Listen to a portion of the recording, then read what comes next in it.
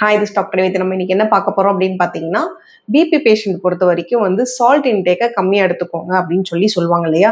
அது எதனால அப்படின்னு சொல்றேன். இந்த சால்ட் இன்டேக் வந்து நம்ம அதிகமாக எடுக்கும்போது நம்ம பாடியில் வாட்டர் கண்டென்ட் அதிகமாக ஆரம்பிக்கும்.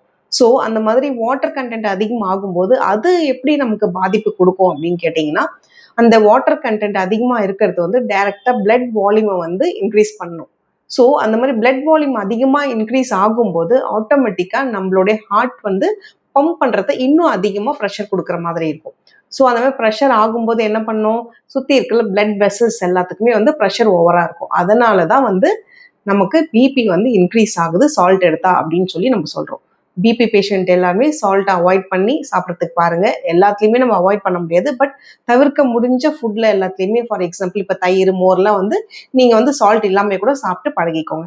ஆனால் தயிரில் வந்து சால்ட் இல்லாமல் சாப்பிட்றேன், பட் வந்து அதுக்கு தொட்டுக்கிறதுக்கு நான் வந்து பிக்கிள் எடுத்துக்கிறேன் அப்படின்னா அது வந்து தப்பு. பிகாஸ் பிக்கிளில் அதிகமான சால்ட் வந்து நமக்கு ஆட் ஆகுது. ஸோ அதையுமே வந்து நம்ம அவாய்ட் பண்ணுறது தான் நல்லது. அதே மாதிரி பார்த்தீங்கன்னா, உங்களுக்கு பொரிச்ச அப்பளம் இருக்கு இல்லையா?